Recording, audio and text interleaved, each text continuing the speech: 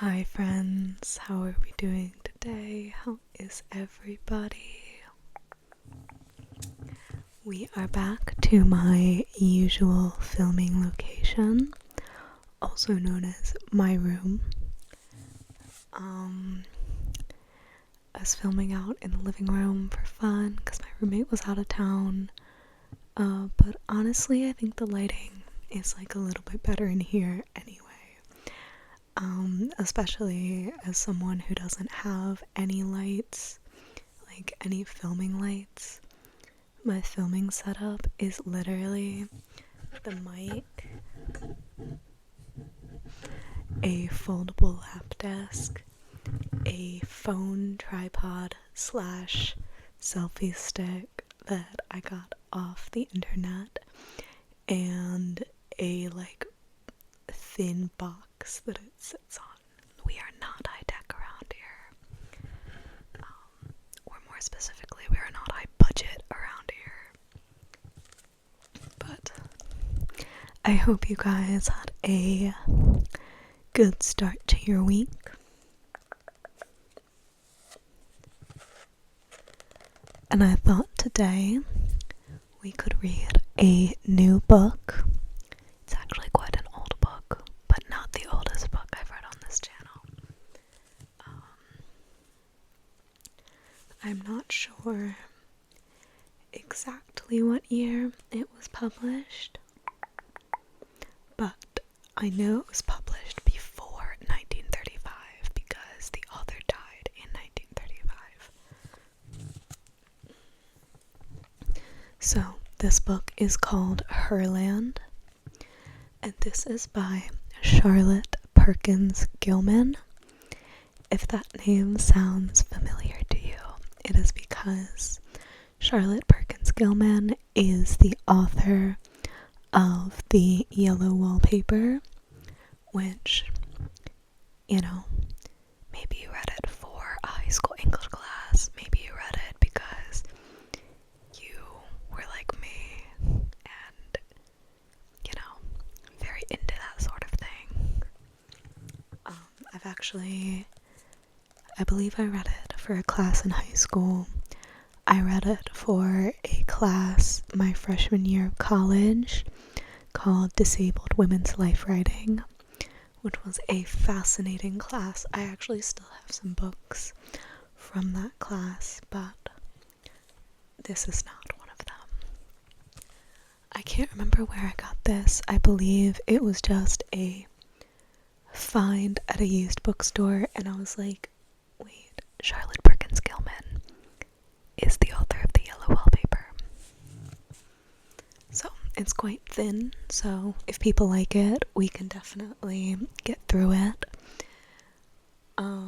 I really love doing reading videos, and I love listening to reading videos.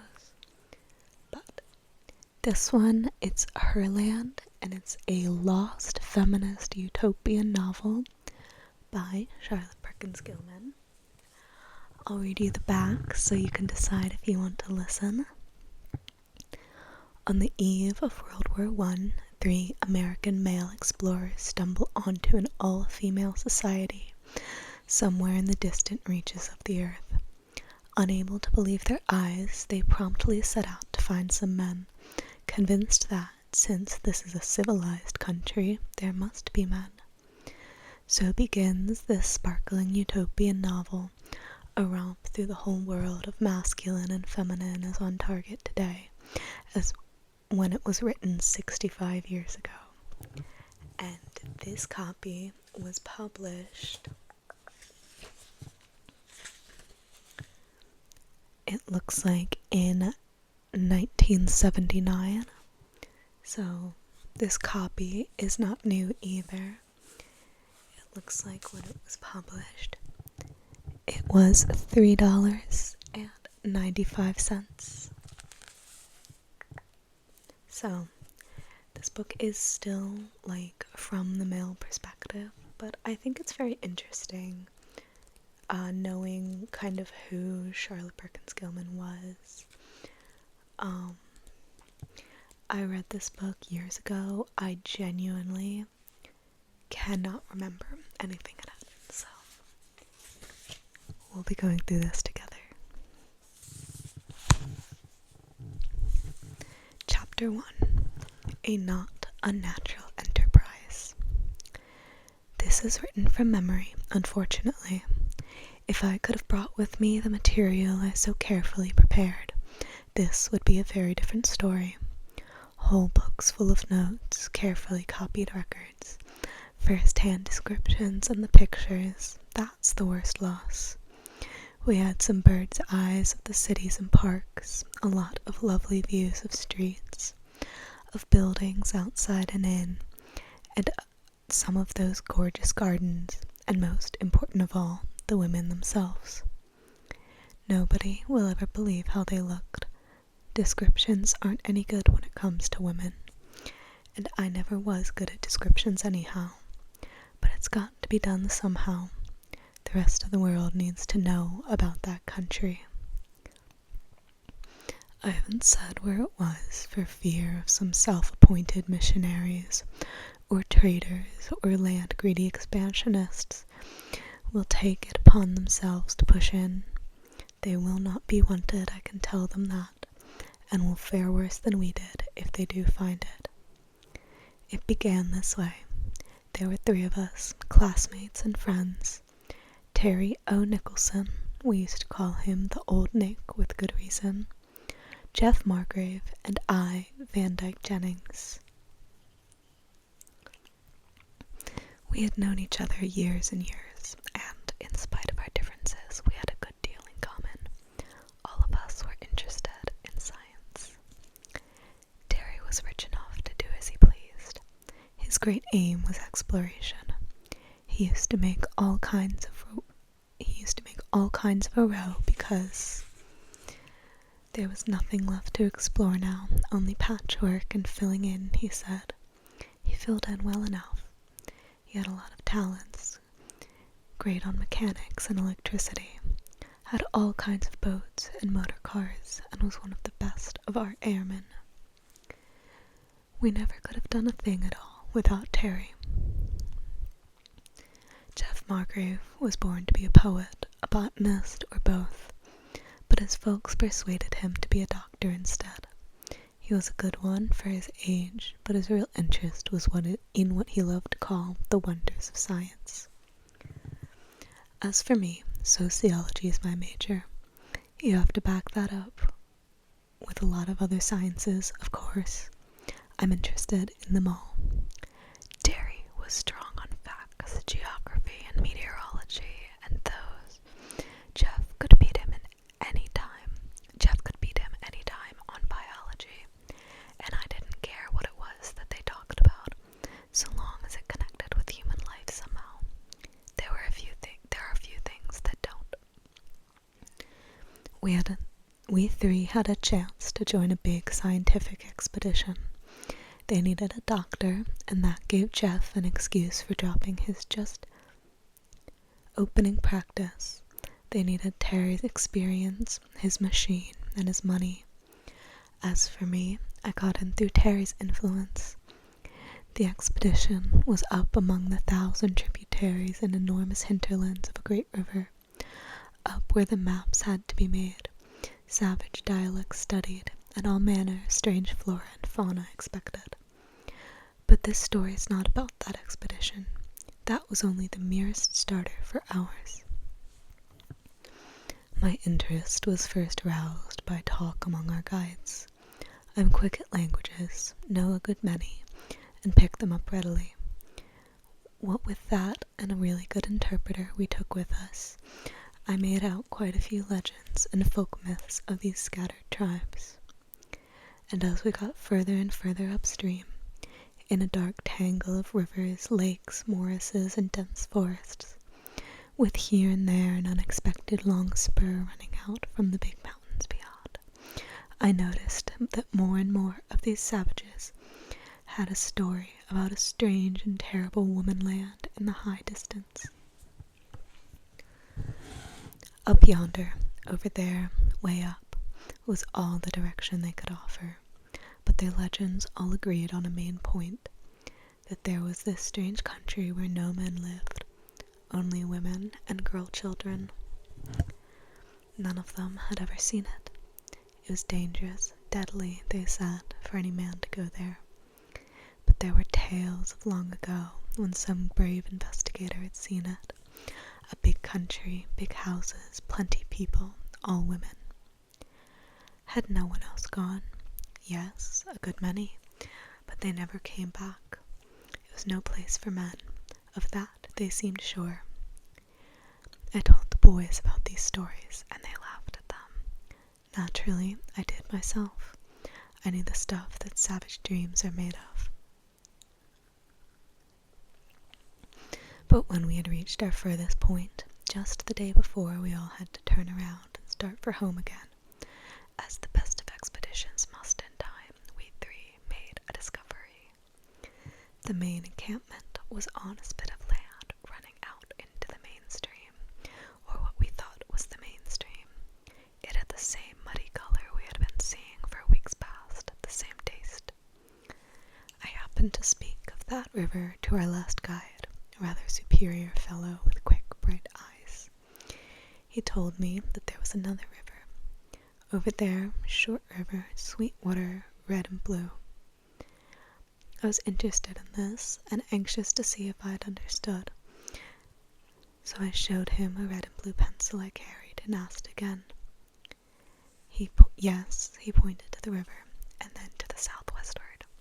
River, good water, red and blue. Terry was close by, and interested in the fellow's pointing. What does he say, Van? I told him. Terry blazed up at once. Ask him how far it is. The man indicated a short journey. I judged about 2 hours, maybe 3. Let's go, urged Terry. Just us 3. Maybe we can really find something. Maybe a cinnabar in it. Maybe indigo. Maybe cinnabar in it. Maybe indigo, Jeff suggested with his lazy smile. It was early yet. We had just breakfasted, and leaving word that we'd be back before night, we got away quietly, not wishing to be thought too gullible if we failed, and secretly hoping to have some nice little discovery all to ourselves. It was a long 2 hours, nearer 3. I fancy the savage could have done it alone much quicker. There was a desperate tangle of wood and water in a swampy patch we never should have found our way across alone. But there was one, and I could see Terry, with compass and notebook, marking directions and trying to place landmarks. We came, after a while, to a sort of marshy lake, very big, so that the circling forest looked quite low and dim across it. Our guide told us that boats could go from there to our camp, but long way, all day. The water was somewhere clearer than that we had left, but we could not judge well from the margin. We skirted it for another half-hour or so, the ground growing firmer as we advanced.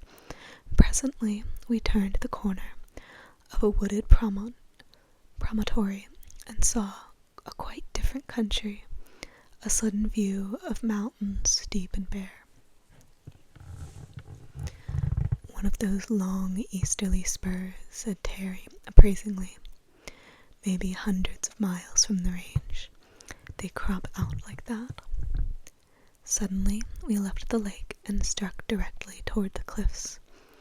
We heard running water before we reached it, and the guide pointed proudly to his river. It was short. We could see it where it poured down a narrow vertical cataract from an opening in the face of the cliff. It was sweet water. The guide drank eagerly, and so did we. That snow water, Terry announced, must come from the way back in the hills. But as to being red and blue, it was greenish in tint. The guide seemed not at all surprised. He hunted about a little and showed us a quiet, marginal pool where there were smears of red along the border, and yes, blue. Terry got out his magnifying glass and squatted down to investigate. Chemicals of some sort, I can't tell on the spot. Look to me like dye stuffs. Let's get nearer, he urged. Up there by the fall, We scrambled along the steep banks and got closer to the pool that foamed and boiled beneath the falling water. Here we searched the border and found traces of color beyond dispute. More, Jeff suddenly held up an unlooked-for trophy. It was only a rag, a long, raveled fragment of cloth, but it was a well-woven fabric with a pattern and of a clear scarlet that the water had not faded. No savage tribe we had heard of made such fabrics. I know the word savage is quite unsettling to listen to. I'm not saying this book is without fault. Like I said, I don't really remember it, so we'll see. The guide stood serenely on the bank, well pleased with our excitement. One day blue, one day red, one day green, he told us, and pulled from his pouch another strip of bright-hued cloth. Come down, he said, pointing to the cataract. Woman country, up there. Then we were interested. We had our rest and lunch right there, and pumped the man for further information. He could tell us only what the others had. A land of women, no men, babies but all girls, no place for men, dangerous. Some had gone to sea, none had come back. I could see Terry's jaw set at that. No place for men, dangerous. He looked as if he might shin up the waterfall on the spot. But the guide would not hear of going up, even if there had been any possible method of scaling that sheer cliff, and we had to get back to our party before night. They might stay if we told them, I suggested. But Terry stopped in his tracks. Look here, fellows, he said. This is our find. Let's not tell those cocky old professors. Let's go on home with them, and then come back, just us, have a little expedition on our own. We looked at him, much impressed. There was something attractive to a bunch of unattached young men in finding an undiscovered country of strictly Amazonian nature. Of course, we didn't believe the story, but yet, there is no such cloth made by any of these local tribes, I announced, examining those rags with great care. Somewhere up yonder they spin and weave dye as well as we do. That would mean a considerable civilization, Van. There couldn't be such a place and not known about. Oh, well, I don't know. What's that old republic up in the Pyrenees somewhere? Andorra? Precious few people know anything about that, and it's been minding its own business for 1,000 years. Then there's Montenegro, splendid little state. You could lose 12 Montenegros up and down these great ranges. We discussed it hotly all the way back to camp. We discussed it with care and privacy on the voyage home. We discussed it after that, still only among ourselves, while Terry was making his arrangements. He was hot about it. Luckily, he had so much money. We might have had to beg and advertise for years to start the thing, and then it would have been a matter of public amusement, just sport for the papers. But D.O. Nicholson could fix up his big steam yacht, load his specially made big motorboat aboard, and tuck in a disassembled biplane without any more notice than a snip in the society column. We had provisions and preventives and all manner of supplies. His previous experience stood him in good stead there. It was a very complete little outfit. We were to leave the yacht at the nearest safe port and go up that endless river in our motorboat. Just the three of us and a pilot, then drop the pilot when we got to that last stopping place of the previous party, and hunt up that clear water stream ourselves. The motorboat we were going to leave at anchor in that wide, shallow lake. It had a special covering of fitted armor, thin but strong, shut up like a clamshell. Those natives can't get into it, or hurt it, or move it, Terry explained proudly. We'll start our flyer from the lake and leave the boat as base to come back to. If we come back, I suggested cheerfully. Afraid the ladies will eat you, he scoffed. We're not so sure about those ladies, drawled Jeff. There may be a contingent of gentlemen with poisoned arrows or something. You don't need to go if you don't want to, Terry remarked dryly. Go? You'll have to get an injunction to stop me. Both Jeff and I were sure about that.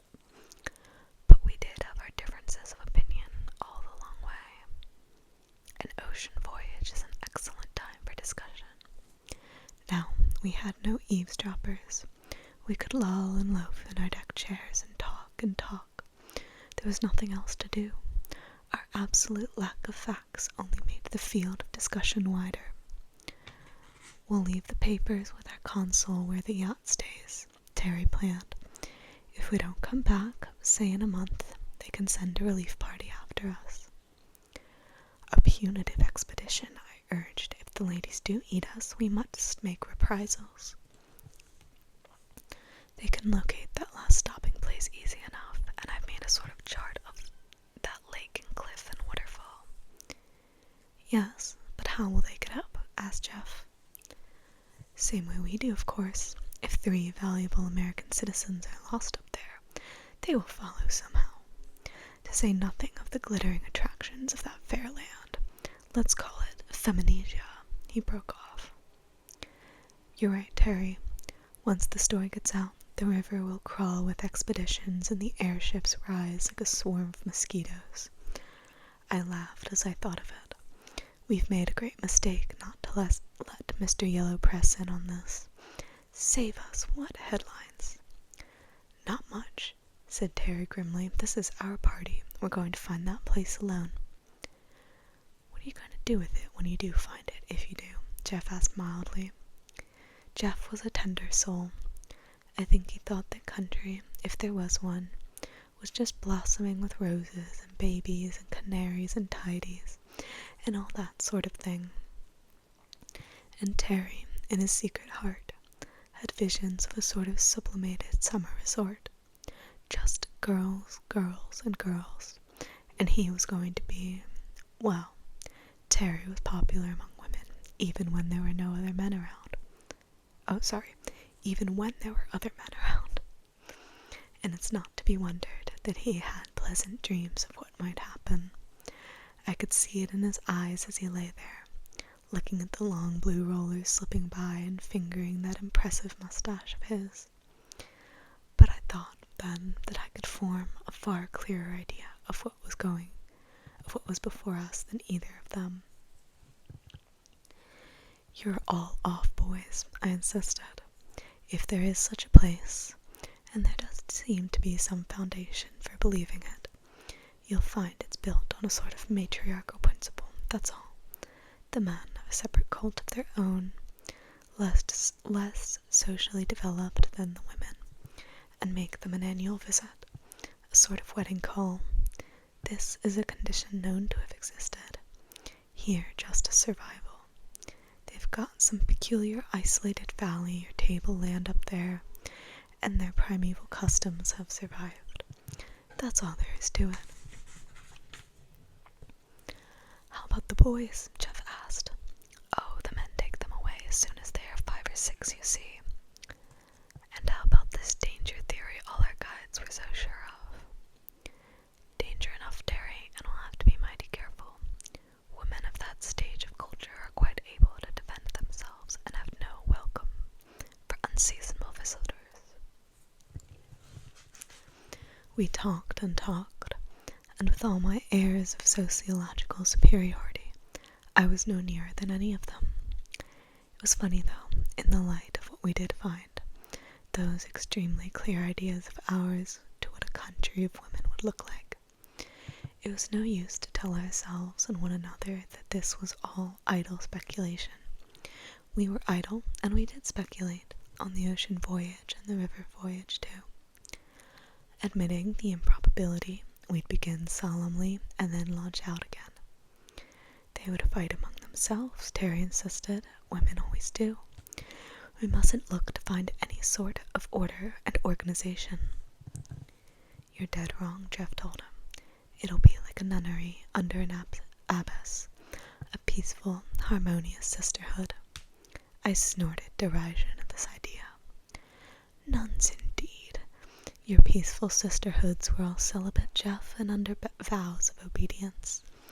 These are just women and mothers, and where there's motherhood, you don't find sisterhood. Not much.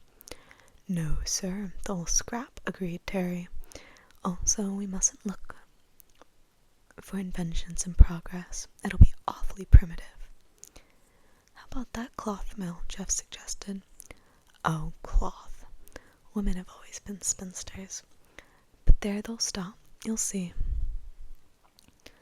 We joked Terry about his modest impression that he would be warmly received, but he held his ground.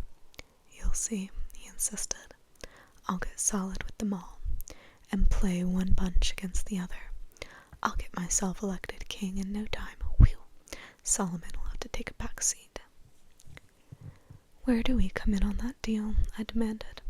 Aren't we viziers or something? Couldn't risk it, he asserted solemnly. You might just start a revolution. Probably would. No, you'll have to be beheaded or bowstrung, or whatever the popular method of execution is. You'll have to do it yourself, remember, grinned Jeff.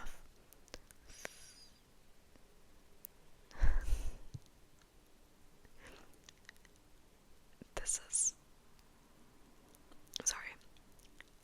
It keeps getting, quite racist. You'll have to do it yourself, remember, grinned Jeff. No, I'm quoting directly from the book Husky Black Slaves. And there'd be two of us and only one of you, Van. Yeah, sorry about that. Jeff's ideas and Terry's were so far apart that sometimes it was all I could do to keep the peace between them. Jeff idealized women in the best Southern style. He was full of chivalry and sentiment and all that. And he was a good boy. He lived up to his ideals. You might say Terry did too, if you can call his views about women anything so polite as ideals. I always liked Terry. He was a man's man, very much so. Generous and brave and clever. But I don't think any of us in college days were quite pleased to have him with our sisters. We weren't very stringent, heavens no. But Terry was the limit. Later on, why, of course, a man's life is his own. We held and asked no questions. But barring a possible exception in favor of an impossible wife, or of his mother, or, of course, the fair relatives of his friends, Terry's idea seemed to be that pretty women were just so much game and homely, were just so much game and homely ones not worth considering. It was really unpleasant sometimes to see the notions he had, but I got out of patience with Jeff too. He had such rose-colored halos on his women folks. I held a middle ground, highly scientific of course, and used to argue learnedly about the physiological limitations of the sex. We were not in the least advanced on the women question, any of us then. So we joked and disputed and speculated, and after an interminable journey, we got to our old camping place at last. It was not hard to find the river, just poking along that side till we came to it, and it was navigable as far as the lake.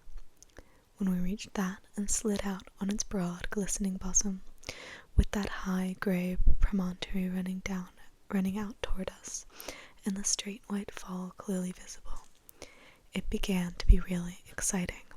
There was some talk, even then, of skirting the rock wall and seeking a possible footway up, but the marshy jungle made that method look not only difficult, but dangerous. Terry dismissed the plan sharply. Nonsense, fellows. We've decided that. It might take months. We haven't got the provisions. No, sir, we've got to take our chances. If we get back safe, all right. If we don't, why, we're not the first explorers to get lost in the shuffle. There are plenty to come after us. So we got the big biplane together and loaded it in with our scientifically compressed baggage. The camera, of course, the glasses, a supply of concentrated food.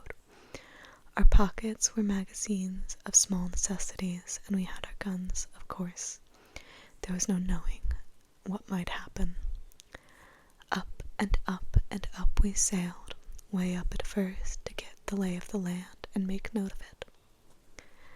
Out of that dark green sea of crowding forest, this high-standing spur rose deeply. It ran back on either side, apparently, to the far-off white-crowned peaks in the distance, themselves probably inaccessible. "Let's make the first trip geographical," I suggested. "Spy out the land and drop back here for more gasoline. With your tremendous speed, we can reach that range and back all right. Then we can leave a sort of map on board for that relief expedition." "There's sense in that," Terry agreed. "I'll put off being king of Ladyland for one more day." So we made a long skirting voyage, turned to the point of the cape, which was close by, ran up one side of the triangle at our best speed, crossed over the base where it left the higher mountains, and so back to our lake by moonlight.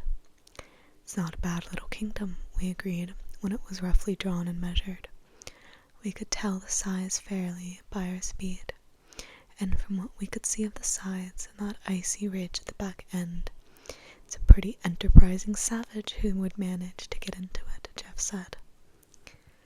Of course, we had looked at the land itself, eagerly, but we were too high and going too fast to see much. It appeared to be well forested around the edges, but in the interior there were wide plains and everywhere park-like meadows and open places. There were cities too, that I insisted. It looked like any other country, a civilized one, I mean. We had to sleep after that long sweep through the air, but we turned out early enough the next day, and again we rose softly up the height till we could top the crowning trees and see the broad fair land at our pleasure. "Semi-tropical. Looks like a first-rate climate. It's wonderful what a little height will do for temperature." Terry was studying the forest growth. "Little height? Is that what you call little?" I asked. Our instruments measured it clearly. We had not realized the long, gentle rise from the coast, perhaps. "Mighty lucky piece of land, I call it," Terry pursued. "Now for the folks. I've had enough of the scenery." So we sailed low, crossing back and forth, quartering the country as we went and studying it. We saw, I can't remember how much of this we noted then, and how much was supplemented by our later knowledge, but we could not help seeing this much even on that excited day. A land in a state of perfect cultivation, where even the forest looks as if they were cared for. A land that looked like an enormous park, but it was even more evidently an enormous garden. "I don't see any cattle," I suggested, but Terry was silent. We were approaching a village. I confess that we paid small attention to the clean, well-built little roads, to the attractive architecture, and to the ordered beauty of the little town. We had our glasses out, even Terry, setting his machine for a spiral glide, clapped the binoculars to his eyes. Then they heard our whirring screw. They came out of the houses, they gathered in from the fields, swift running light figures, crowds of them. We stared and stared until it was almost too late to catch the levers, sweep off and rise again, and then we held our peace for the long run upward. "Gosh," said Terry after a while. "Only women there, and children," Jeff urged excitedly. "But they look—" "Why, this is a civilized country," I protested. "There must be men." "Of course there are men," said Terry. "Come on, let's find them." He refused to listen to Jeff's suggestion that we examine the country further before we risked leaving our machine. "There's a fine landing place right over there where we came over," he insisted, and it was an excellent one. A wide, flat-topped rock overlooking the lake, quite out of sight from the interior. "They won't find this in a hurry," he asserted as we scrambled with the utmost difficulty down to safer footing. "Come on, boys, there were some good lookers in that bunch." It was, of course, unwise of us. It was quite easy to see afterward that our best plan was to have studied the country more fully before we left our swooping airship and trusted ourselves to mere foot service. But we were 3 young men. We had been talking about this country for over a year, hardly believing that there was such a place, and now we were in it. It looked safe and civilized enough among those upturned, crowding faces, though some were terrified enough. There was great beauty, and on that we all agreed. "Come on," cried Terry, pushing forward. "Oh, come on, here goes for Herland." Alright. That is the end of chapter 1. I hope that you enjoyed, in spite of the several not so great writing choices. This is a very, this book is 100 years old. There's some outdated ideas on clearly non-white people, but